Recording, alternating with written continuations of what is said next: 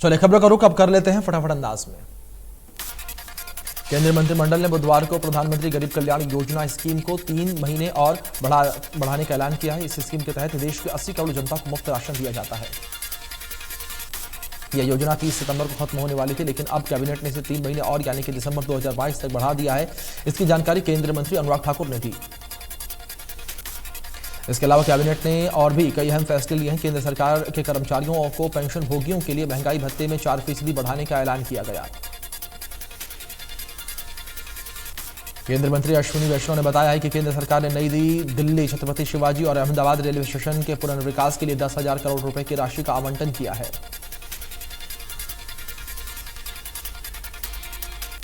उन्होंने बताया कि अभी कुल 199 रेलवे स्टेशन के पुनर्निर्माण का कार्य चल रहा है। नई Delhi railway station, CSMT railway station, Ahmedabad railway station सहित कुल 199 स्टेशनों के पुनर्विकास की लागत 60,000 करोड़ रुपए होगी।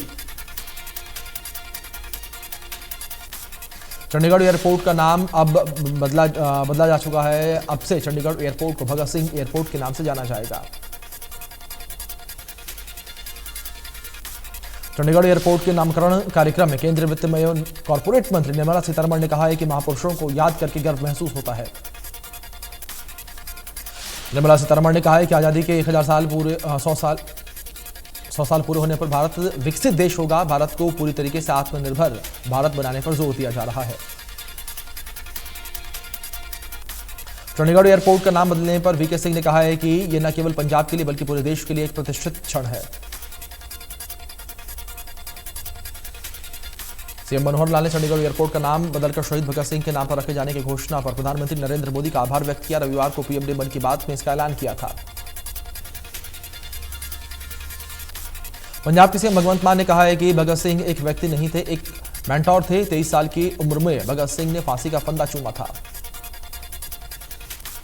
भगवंत मान ने कहा है कि शहीदों को याद करना हमारी खुशकिस्मती है। साथ ही भगवंत मान ने कहा है कि अब भगत सिंह एयरपोर्ट से विदेशों के लिए फ्लाइट शुरू होगी।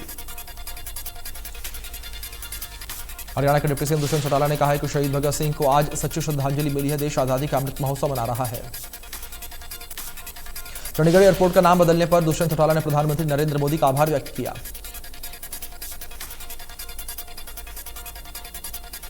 चंडीगढ़ एयरपोर्ट के नामकरण से गृह मंत्री अनिल विज ने कहा है कि चंडीगढ़ एयरपोर्ट का नाम भगत सिंह के नाम पर रखा गया है। गृह मंत्री अनिल विज ने कहा है कि शहीद भगत सिंह के बलिदान को याद रखना होगा। मौत की सजा सुनने के बाद भी माफी मांगने से उन्होंने इनकार किया था।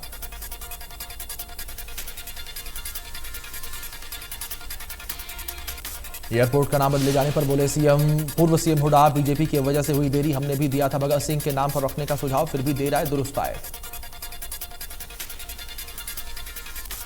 एयरपोर्ट का नाम बदलने में 8 साल लगे क्योंकि हरियाणा सरकार ने कोई और नाम सुझा दिया था, इसलिए भी देरी हुई है। एयरपोर्ट का नाम बदलना 8 साल पहले हो जाना चाहिए था। दिल्ली में हरियाणा के पूर्व मुख्यमंत्री भूपेंद्र सिंह हुड्डा ने विभिन्न सिख संगठन से मिले हैं। इसके बाद ही हुड्डा ने कहा है कि हरियाणा सिख गुरुद्वारा प्रबंधक कमेटी 2014 में हमने एक एक्ट पास किया था। अम्बाला में गोवा के सीएम प्रमोद सावंत ने अमर शहीद कर्नल सिंह मेनीपाल के परिजनों से मुलाकात की और शहीद की पत्नी चरणजीत कौर को शॉल और स्मृति चिन्ह देकर सम्मानित किया।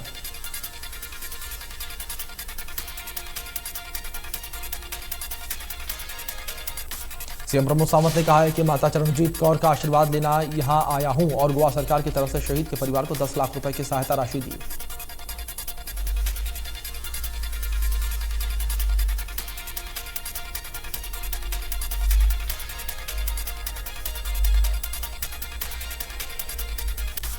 फरीदाबाद के सिविल अस्पताल बादशाह खान में केंद्रीय मंत्री कृष्णपाल गुर्जर ने शिरकत की। इस दौरान उन्होंने प्रधानमंत्री सेवा पखवाड़ा को लेकर छोटे बच्चों को पोलियो की दवाइयों का टीकाकरण करवाया। नागरिक अस्पताल में पीएम मोदी के जन्मदिन पर शुरू किए गए सेवा पखवाड़े कार्यक्रम के तहत स्वास्थ्य जांच शिविर में बतौर मुख्य अतिथि भाग लेने के लिए आए धनखड़ ने एक दिव्यांग बेटी को भी गोद लिया।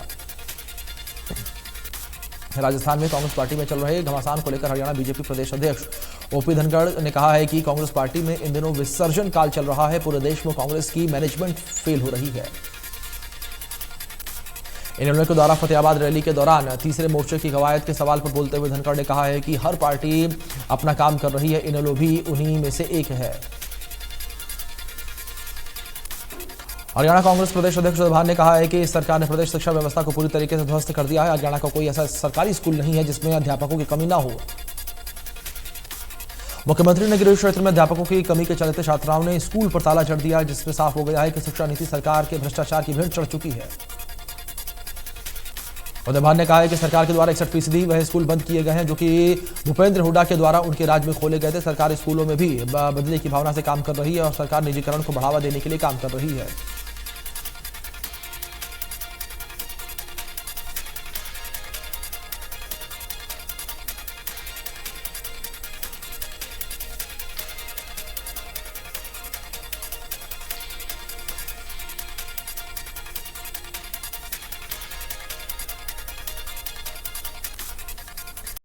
वहीं एसटीईटी के आवेदन की बढ़ाई गई तिथि 30 सितंबर तक अभ्यर्थी कर सकेंगे आवेदन।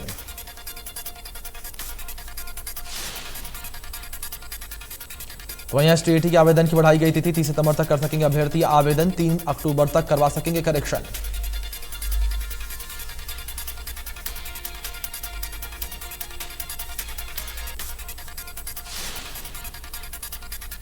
हरियाणा अध्यापक पात्रता परीक्षा के लिए आवेदन की तिथि बढ़ा दी गई है। अब 30 सितंबर तक आवेदन किया जा सकता है। वहीं एसटेट परीक्षा में करेक्शन करने की तारीख 1 से 3 अक्टूबर रखी गई है और अभी तक 2,59,000 भावी अध्यापकों ने आवेदन किया है। पूर्व कैबिनेट मंत्री विपुल गोयल ने फरीदाबाद में सड़कों पर हुए गड्ढों को लेकर संज्ञान लिया है और अधिकारियों से बात करके जल्द ही शहर में गड्ढे रिपेयर करवाने की बात कही। गजर से विधायक और कांग्रेस नेता गीता भुक्कल ने कहा है कि आज के वक्त में भारतीय जनता पार्टी की सरकार में सब परेशान है क्योंकि बीजेपी धर्म, जाति और बिरादरी के नाम पर राजनीति कर रही है। गीता भुक्कल ने कहा है कि आज के समय में हमारा एजेंडा देश की तरक्की का होगा चाहिए और बेरोजगारी को खत्म करने का होना चाहिए, लेकिन बीजेपी देश को धर्म और जाति के नाम पर बांटने का काम कर रही है। हरियाणा गुरुद्वारा प्रबंधक कमेटी के पक्ष में सुप्रीम कोर्ट के फैसले के उपलक्ष्य में HSGPC के कार्यकारी अध्यक्ष बलजीत सिंह दादूवाला ने 9वीं पातशाही गुरुद्वारा मंजी साहिब में प्रेस कॉन्फ्रेंस की। बलजीत सिंह दादूवाला ने सुप्रीम कोर्ट के फैसले को ऐतिहासिक और हरियाणा के सिखों की जीत के लिए बताया है। उन्होंने कहा है कि इस फैसले का स्वागत करते हैं। हम आगामी कार्यवाही कानून के अनुसार ही करेंगे।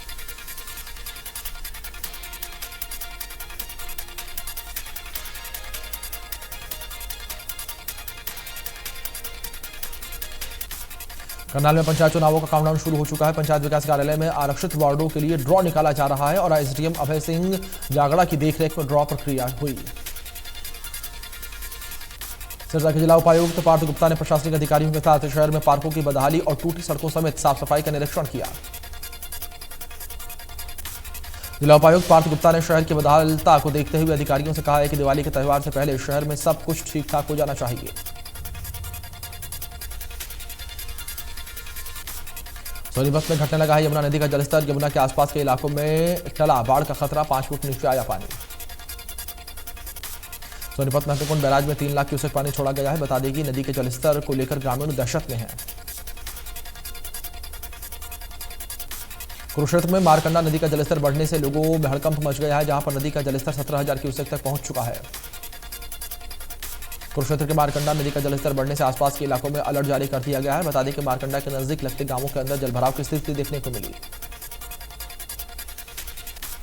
सोनीपत में प्रशासन की लापरवाही से स्कूल खंडहरों में तब्दील हो रहे हैं। सालीमसर माजरा गांव में प्राइमरी स्कूल में बारिश के बाद जल निकासी न होने से पूरे गांव में गंदा पानी स्कूल में भर गया। स्कूल में बच्चों के खेलने के लिए झूले लगे हैं, लेकिन झूले भी पानी में डूब चुके हैं। हालात यहां पर यह है कि मिड डे मील बनाने वाले कर्मचारी पगडंडी का रास्ता बनाकर आना जाना कर रहे हैं। स्कूल में पानी जमा होने से डेंगू, मलेरिया जैसी बीमारियां फैलने का खतरा मंडरा रहा है, लेकिन प्रशासनिक अधिकारी आंखें मूंदे हुए हैं। स्कूल की बदहालत सुधारने के लिए कोई भी प्लान अब तक अमल में नहीं लाया गया। करनाल में बारिश की वजह से 10,000 एकड़ भूमि में जलभराव की स्थिति देखने को मिली। किसानों के फसलों को 20 से 25% तक नुकसान हुआ। कैथल में किसानों ने मुश्तरका मालकन जमीन बचाने के लिए अर्धनग्न होकर प्रदर्शन किया। यमुनानगर में मुश्तरका जमीन मामले को लेकर प्रदर्शन कर रहे किसानों ने जिला सचिवालय के सामने अर्धनग्न होकर प्रदर्शन किया और कहा कि किसी भी कीमत पर सरकार को जमीन नहीं लेने देंगे। चरखी दादरी के लघु सचिवालय में 20 गांवों के किसानों ने इकट्ठा होकर रोष प्रदर्शन करते हुए खराब हुई फसलों की स्पेशल गिरदावरी करवाकर मुआवजा देने की मांग की और सीटीएम को अपना मांग पत्र दिया।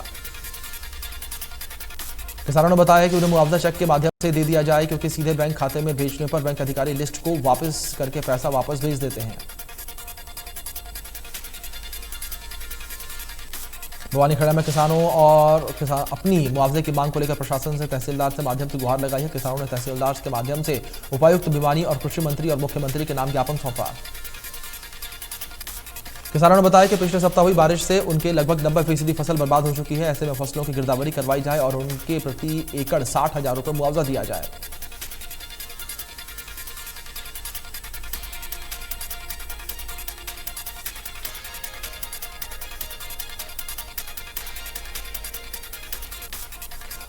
हरियाणा के स्कूलों में बच्चों को अब शिक्षा के साथ साथ हाथ का काम भी सीखने को मिलेगा। इसके लिए विभाग ने लगभग 3,000 राजकीय वरिष्ठ माध्यमिक विद्यालयों का चयन किया है। हरियाणा में अगले अलग अलग कोर्स शुरू किए जाएंगे, जैसे beauty parlour, automobile, computer, ITI के तर्ज पर फीडर के बच्चों को कोर्स करवाए जा रहे हैं।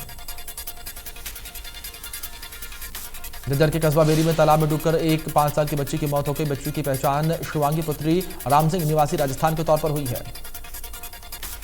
पुलिस ने बच्ची के शव को तालाब से बाहर निकाला है और शव को पोस्टमार्टम के लिए भिजवा दिया है। बताया जा रहा है कि बच्ची अपने नाना नानी के साथ मां भीमेश्वरी मंदिर में दर्शन के लिए आई थी। नूंह के नेशनल हाईवे 248A पर एक परिवार हादसे का शिकार हो गया, जिसमें दंपति समेत एक बच्चे की मौके पर मौत हो गई। नूंह के शिकरावा मार्ग पर राजपुर कुहुकबान गांव में समीप पुनहना के वापस घर लौट रहे एक किसान को कंटेनर टक्कर मार दी, जिससे किसान की घटनास्थल पर ही मौत हो गई। मृतक के शव को कब्जे में लेकर पोस्टमार्टम करवाया गया है और ड्राइवर के खिलाफ मुकदमा दर्ज किया गया। फिलहाल घटना के बाद से कंटेनर ड्राइवर फरार। दिन में नकली पुलिस वाला बनकर 2 बहनों से कैफे में ले जाकर छेड़छाड़ करने का मामला सामने आया है। पुलिस ने आरोपी को गिरफ्तार किया।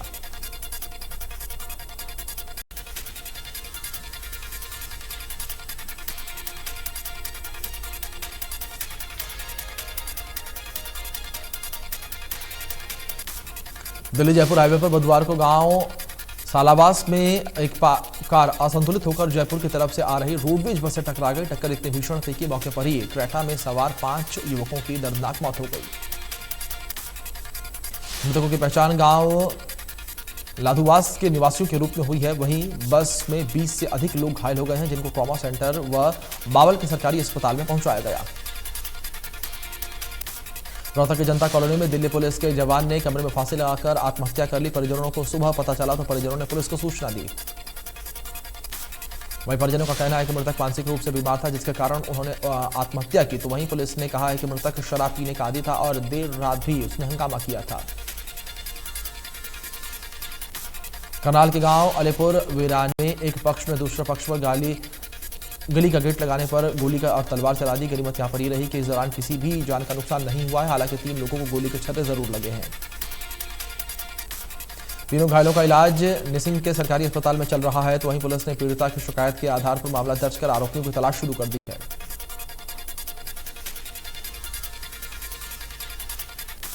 पलवल पुलिस ने बुलडोजर अभियान चलाते हुए नशा तस्कर कपिल गुर्जर के होटल पर बुलडोजर चलाया। कपिल पर नशा तस्करी के 10 मामले दर्ज है। मौके पर भारी पुलिस बल मौजूद।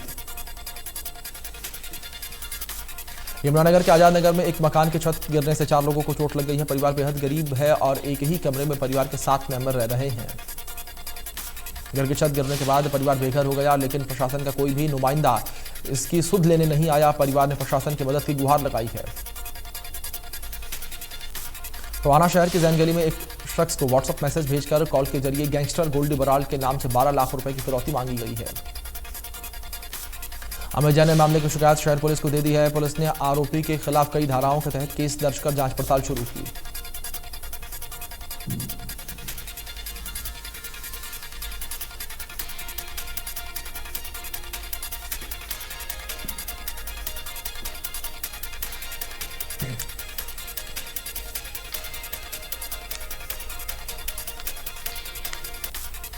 केंद्र की मोदी सरकार ने पॉपुलर फ्रंट ऑफ इंडिया और उसके सहयोगी तमाम मोर्चों को गैर कानूनी घोषित कर दिया। केंद्र ने इन सभी 5 साल पर बैन लगा दिया है। केंद्र सरकार ने इसे आधिकारिक गजट में भी प्रकाशित किया। देश के 6 राज्यों में पीएफआई के कई ठिकानों पर की गई कार्रवाई में उसमें 90 से अधिक कार्यकर्ताओं को हिरासत में लिया गया। एआईएमआईएम के प्रमुख असदुद्दीन ओवैसी ने केंद्र के पीएफआई के विरोध में ताबड़तोड़ कई ट्वीट करते हुए कहा है कि मैं हमेशा से ही पीएफआई के तौर तरीकों का विरोध करता रहा हूं। उन्होंने आगे लिखा है कि लेकिन पीएफआई के प्रतिबंध लगाने के फैसले का समर्थन नहीं किया जा सकता है। उन्होंने कहा है कि इस तरह का बैन वैसे मुसलमानों पर प्रतिबंध है जो अपने मन की बात कहना चाहते हैं। पीएफआई पर बैन के बाद राजद सुप्रीमो लालू प्रसाद यादव पीएफआई के साथ साथ आरएसएस पर प्रतिबंध लगाने की मांग की है। दक्षिण कश्मीर में कुलगाम में सुरक्षा बलों ने मंगलवार को जैश ए मोहम्मद के 2 आतंकियों को मार गिराया है, जबकि सोमवार को एक आतंकी को ढेर किया। सुरक्षा बलों की तरफ से 24 घंटे में 3 आतंकियों का खात्मा किया जा चुका है। मंगलवार को मारे गए आतंकियों की शिनाख्त मोहम्मद शफी गनी और मोहम्मद आसिफ वानी के रूप में हुई। तो सुरक्षा बलों ने मुठभेड़ वाले स्थान से आपत्तिजनक सामग्री के साथ 2 AK-47 राइफल बरामद की। चलिए अब रुक कर लेते हैं इंडिया न्यूज हरियाणा की खास पेशकश तीखी मिर्ची की।